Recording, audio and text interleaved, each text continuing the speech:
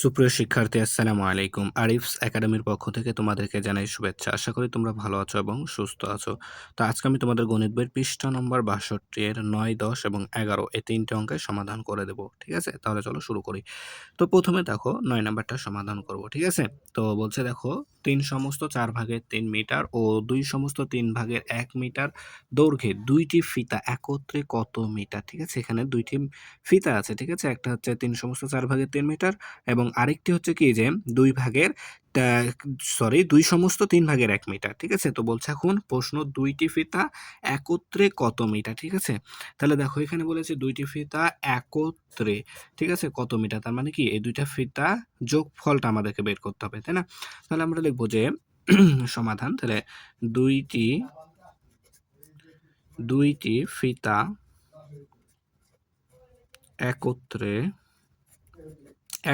তাহলে ২ টি ফিতা একত্রে কি? এখন এই ২ টা যোগ করে দিলে আমাদের অ্যান্সার চলে আসবে। ঠিক আছে? তাই ৩ সমস্ত ৪ ভাগের ৩ যোগ ২ সমস্ত ৩ ভাগের ১ মিটার। ঠিক আছে? তাহলে এখন যদি আমরা যোগ করি তাহলে কি করতে হবে প্রথমে? এই যে এখানে কি মিশ্র ভগ্নাংশ, তাই না? দেখো ২ টাই কি আমাদের মিশ্র ভগ্নাংশ। এই মিশ্র ভগ্নাংশকে আমাদেরকে প্রথমে কি করতে হবে?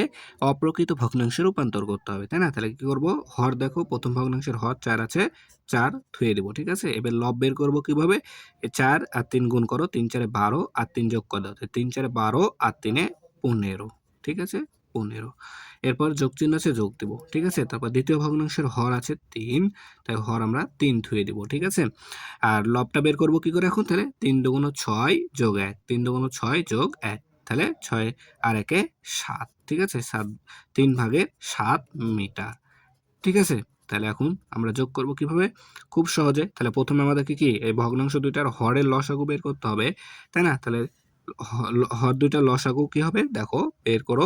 এখানে আচ্ছা দেখো এখানে ৩ মৌলিক সংখ্যা, ঠিক আছে? এবং ৪ যৌগিক সংখ্যা, ঠিক আছে? তাহলে এই দুইটা সংখ্যার এখন যদি আমরা গুণ করে দিই তাহলে কিন্তু আমাদের এটা কি হবে? লসাগু হবে। ৩ ৪ এ ১২। ঠিক আছে না? ১২ হচ্ছে আমাদের লসাগু। এখন কি করব? প্রথম ভগ্নাংশের হর দ্বারা ১২ কে ভাগ করো। তাহলে ১২ কে যদি ৪ দ্বারা ভাগ করো তাহলে ৩ হবে। আর ৩ কে এখন আমরা ১৫ দ্বারা গুণ করতে, লব দ্বারা গুণ করতে হবে, অর্থাৎ ১৫ আছে, ৩ ১৫ ৪৫। ঠিক আছে? যোগ চিহ্ন আছে, তাই যোগ দিব। ঠিক আছে? এরপর কি করব? এই ১২ কে আবার দ্বিতীয় ভগ্নাংশের হর দ্বারা ভাগ করতে হবে। তাহলে যদি আমরা ১২ কে ৩ দ্বারা ভাগ করি তার মানে ৪ হবে। ঠিক আছে? ভাগফল ৪। এই ৪ কে আবার কি লব দ্বারা গুণ করো, তাহলে ৪ ৭ টা ২৮। ঠিক আছে? ২৮ মিটার। তাহলে এখন দেখো আমাদের হর ১২ আছে, ১২ই থেকে যাবে। ১২ আছে, ১২ই থেকে যাবে।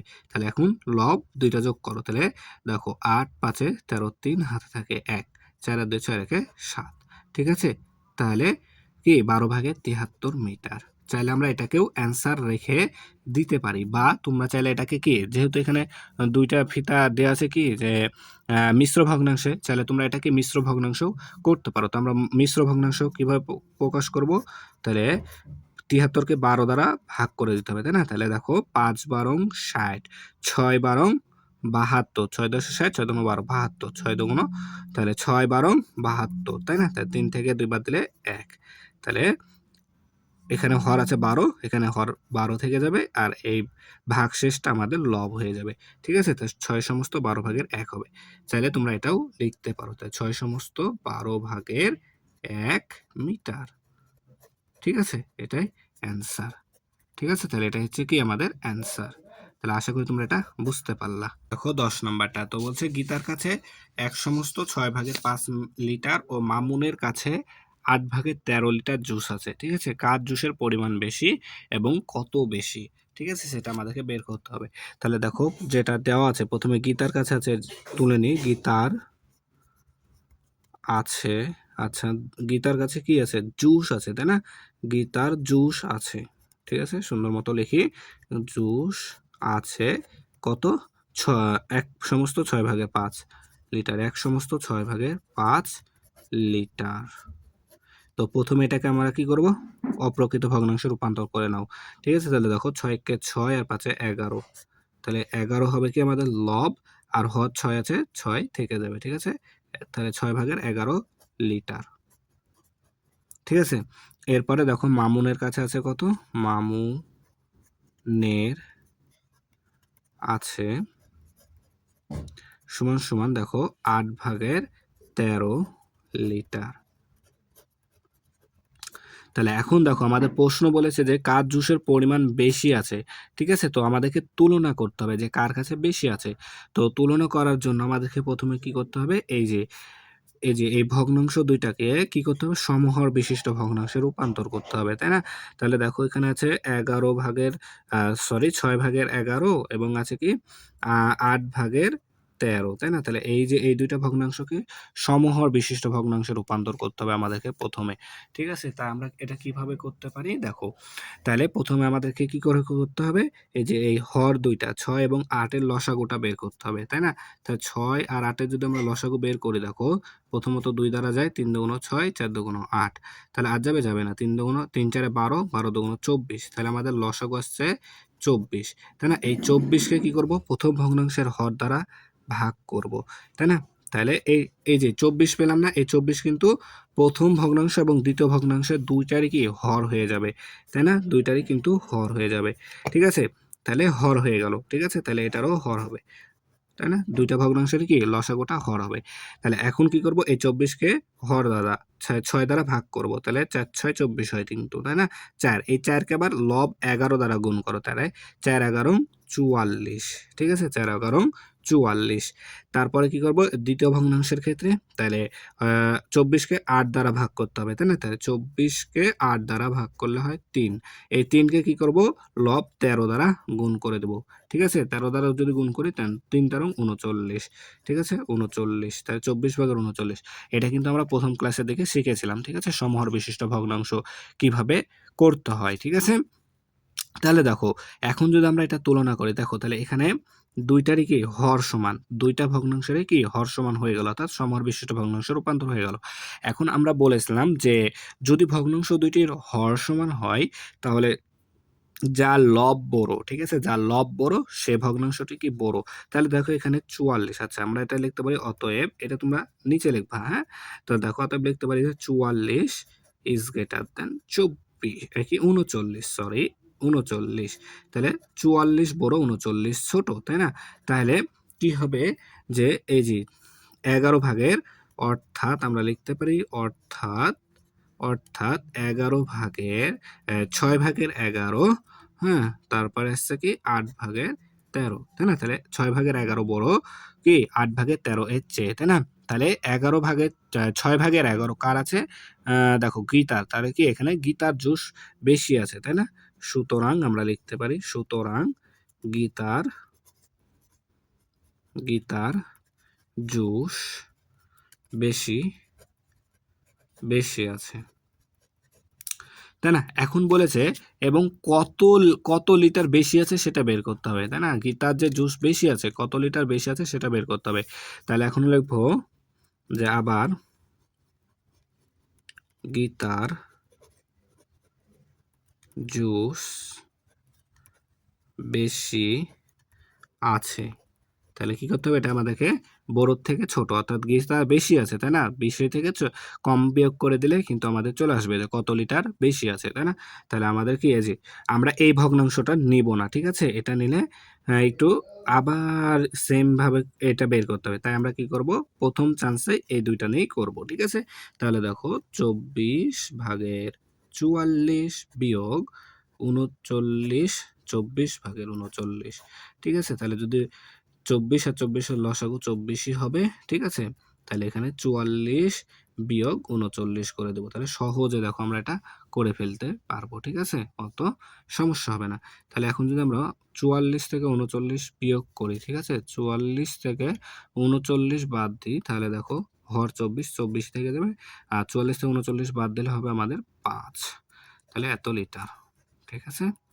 এত লিটার, তাহলে লিটার। তাহলে গীতার কাছে কত লিটার বেশি আছে? 24/5 লিটার জুস কি বেশি আছে, ঠিক আছে? তাহলে দেখো এবার আমরা 11 নাম্বারটা সমাধান করব, ঠিক আছে? তো 11 নাম্বার বলছে, দেখো প্রশ্নটা পড়তে হবে ভালো মতো, ঠিক আছে?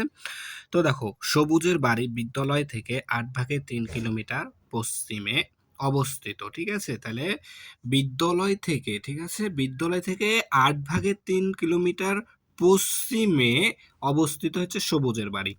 মিতুর বাড়ি বিদ্যালয় থেকে 12 ভাগের 5 কিলোমিটার পূর্বে অবস্থিত। ঠিক আছে? তাহলে দেখো একজনের মিতুর বাড়ি দেখো।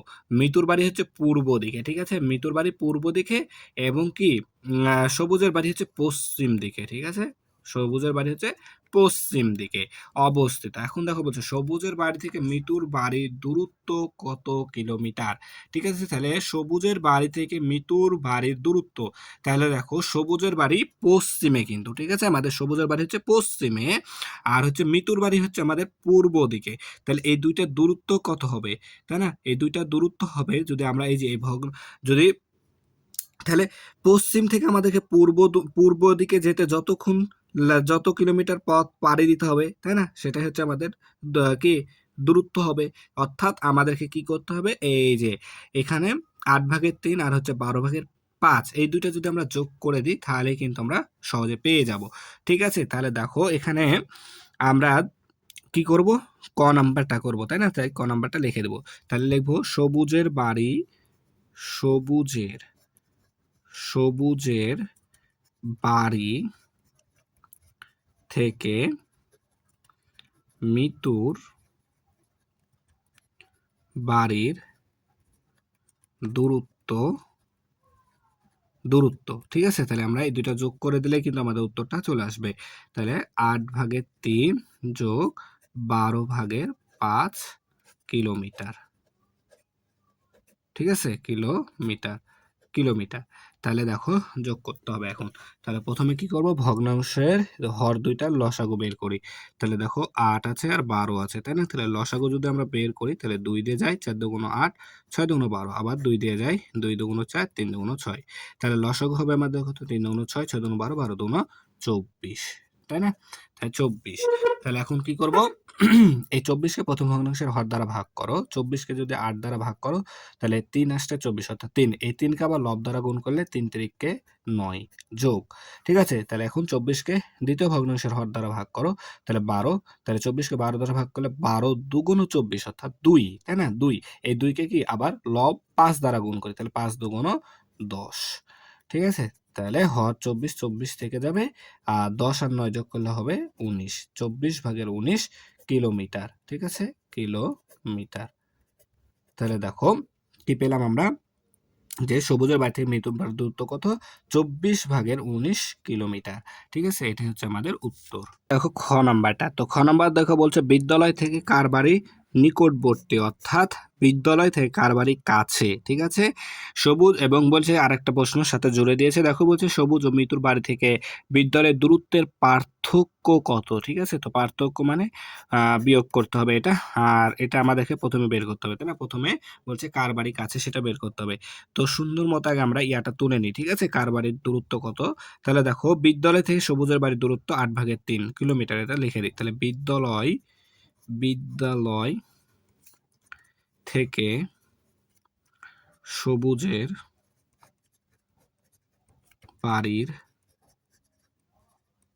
দূরত্ব কত, 8/3 কিলোমিটার।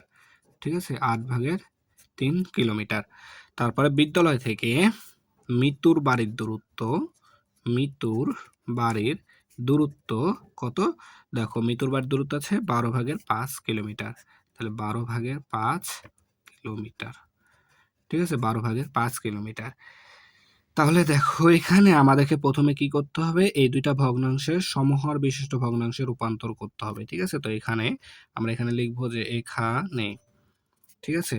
তাহলে 8/3 আর হচ্ছে কত, 12 ভাগের, আচ্ছা দেখো তারপরে 12 ভাগের আচ্ছা এখানে আছে 5, তাই না? তাহলে এটা না, তাহলে 12/5। তাহলে আমরা প্রথমে সমহর বিশিষ্ট ভগ্নাংশে রূপান্তর করতে হলে কি করতে হবে, 8 এবং 12 এর লসাগুটা বের করতে হবে। তাহলে 8, আচ্ছা 8 ও 12 এর লসাগু আমরা কিন্তু প্রথমে বের করলাম। আচ্ছা তোমাদেরকে আরেকবার বের করে দেখাই দিচ্ছি। দেখো 2 দ্বারা যাবে, 4 দুগুণ 8, 6 দুগুণ 12, এরপর 2 দিয়ে যায়, 2 দুগুণ 4, তারপরে 3 দুগুণ 6, আর যায় না। তাহলে 3 দুগুণ 6, 6 দুগুণ 12, 12 দুগুণ 24। ঠিক আছে? তাহলে আমাদের লসাগু আসছে 24, তাই না? তাহলে দেখো 24টা হবে কি এই ভগ্নাংশ দুইটার হর। ঠিক আছে? তাহলে এখানে আমরা দুইটা ভগ্নাংশের হর 24 পেয়ে গেলাম। ঠিক আছে? তাহলে এখন কি করব আমরা? এই 24 কে 8 দ্বারা ভাগ করব। তাহলে 24 কে 8 দ্বারা ভাগ করলে 3 হয়। এই 3 কে আবার লব দ্বারা গুণ করব। তাহলে 3 পেলাম ভাগফল আর লবও আছে 3, তাহলে গুণ করলাম। তাহলে যদি এখন করি তাহলে দেখো 24 আর এখানে 3 তিরিকে 9। ঠিক আছে? তাহলে 24 ভাগের 9। এরপর দেখো 24 কে 12 দ্বারা ভাগ করতে হবে। তাহলে 24 কে যদি আমরা 12 দ্বারা ভাগ করি তাহলে 12 দুগুণ 24 অর্থাৎ 2। এই 2 কে আবার কি করতে হবে? আমাদেরকে লব 5 দ্বারা গুণ করতে হবে। তাহলে আসবে আমাদের 24 আর হচ্ছে 5 দুগুণ 10। ঠিক আছে? তাহলে দেখো 24 ভাগের 10। ঠিক আছে? তাহলে এখানে দেখো দুইটা ভগ্নাংশের কি হর সমান। তাহলে এখানে আমাদেরকে বলেছে যে কার বাড়ি কাছে হবে। তাহলে যার দূরত্ব কম তার বাড়ি তো কাছে হবে, তাই না? তাহলে এখানে যে ভগ্নাংশের লব বড় সেটা বড়, তাহলে এটা বড়, অর্থাৎ এই কি দূরত্ব বেশি। আর যার লব ছোট, তাই না? যার লব ছোট সে ছোট, তার মানে কি এখানে দেখো 9 আছে, তাহলে এটা লব ছোট, তার মানে এর দূরত্ব কম। তাহলে এটা কার আছে আমাদের? দেখো এখানে আমরা এখন লিখতে পারি, তাহলে লিখতে পারি দেখো, তাহলে 24 ভাগের 10 এটা দেন কত? 24 ভাগের 9। সুতরাং তাহলে এটা কম, তাই না? তাহলে এটার দূরত্ব কম, তাহলে এটা কার বাড়ির দূরত্ব? সবুজের বাড়ি, 8 ভাগের 3। সুতরাং তাহলে কি সবুজের বাড়ি দূরত্ব, আচ্ছা তাহলে সরি এখানে লিখি আমরা বিদ্যালয় থেকে, আচ্ছা এখানে লিখবো বিদ্যালয় থেকে সবুজের বাড়ি নিকটবর্তী, মানে কি কাছে, তাই না? সবুজের বাড়ি নিকটবর্তী। ঠিক আছে? এখন দেখো আমাদের আরো একটি প্রশ্ন ছিল যে সবুজ ও মিতুর বাড়ি থেকে বিদ্যালয়ের দূরত্বের পার্থক্য অর্থাৎ বিয়োগ করে দিতে হবে, তাই না? তাহলে আমরা এখন যদি এটা করি, দেখো তাহলে এখন লিখবো যে কি বিদ্যালয় থেকে সবুজ ও মিতুর বাড়ির দূরত্বের পার্থক্য। ঠিক আছে? তো পার্থক্যটা এখানে আমার যেহেতু আসবে না, তাই আমি এখানে করছি। তার মানে কি পার্থক্য মানে বড় থেকে এখন আমাদেরকে ছোটটা বিয়োগ করে দিতে হবে। তাহলে এখানে আমাদের বড় পেলাম কে 24 ভাগের 10। ঠিক আছে? 24 ভাগের 10 বিয়োগ 24 ভাগের 9। ঠিক আছে? এত কিলোমিটার। তাহলে যদি এখন আমরা বিয়োগ করি তাহলে দেখো এখানে দুইটা 24 আছে, এখানে আমরা একটা 24 লিখে নিতে পারি। তারপরে দেখো এখানে 10 বিয়োগ 9। ঠিক আছে? কিলোমিটার। তাহলে দেখো 24 থেকে যাবে হর, ঠিক আছে? আর 10 থেকে 9 বাদ দিলে 1, তাহলে 24 ভাগের 1 কিলোমিটার পার্থক্য। ঠিক আছে? তাহলে পার্থক্য কত? 24 ভাগের 1 কিলোমিটার। তাহলে এটা হচ্ছে আমাদের অ্যান্সার। ঠিক আছে? তাহলে আশা করি তোমরা এটা বুঝতে পারলা। হ্যাঁ? ঠিক আছে? তাহলে আমাদের কি এই অধ্যায়ের যতগুলো অঙ্ক ছিল অনুশীলনীর সবগুলো সমাধান করা হয়ে গেল এবং এই অধ্যায়টিও আমাদের কি শেষ হয়ে গেল। ঠিক আছে? তো তাহলে আশা করি অঙ্কগুলো বুঝতে পেরেছো। ঠিক আছে? তাহলে আজকে এই পর্যন্তই। ভিডিওটি ভালো লাগলে অবশ্যই লাইক, কমেন্ট, শেয়ার করতে ভুলবে না এবং পরবর্তী ভিডিও সবার আগে পেতে আমাদের চ্যানেলটি সাবস্ক্রাইব করে রাখো। আল্লাহ হাফেজ। আসসালামু আলাইকুম ওয়া রাহমাতুল্লাহ।